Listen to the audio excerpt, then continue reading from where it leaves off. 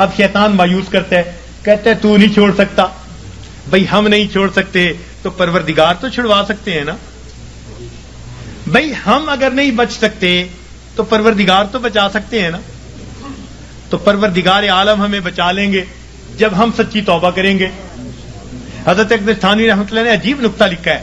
فرماتے ہیں جو بندہ گناہ کر بیٹھے مگر اللہ سے دعائیں مانگے، اللہ بچا لے، میں بچنا چاہتا ہوں، روئے دھوئے معافیاں مانگے، پھر گناہ کر بیٹھے، پھر روئے دھوئے معافیاں مانگے، فرمایا ساری زندگی اسی طرح کرتا رہے، اللہ تعالیٰ قیامت کے دن اس کو کھڑا کریں گے، فرمائیں گے میرے بندے تو گناہوں سے بچا کیوں نہیں؟ کہے گا یا اللہ ہر وقت معافیاں مانگتا تھا اور کہتا تھا اللہ بچا لے، میں تو دعا ہی کر سکتا تھا. اللہ تعالیٰ فرمائیں گے واقعی تو نے دعا مانگی، تیری دعا کو قبول کر کے سب گناہوں کو ہم نے معاف فرما دیا.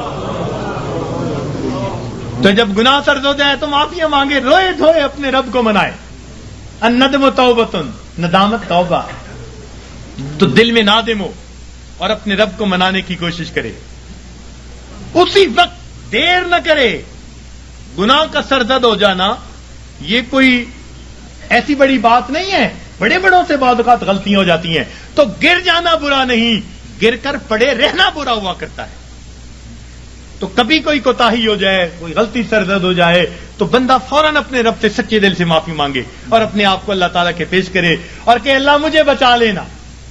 غم حیات کے سائے محیط نہ کرنا، غم حیات کے سائے محیط نہ کرنا، کسی غریب کو دل کا غریب نہ کرنا.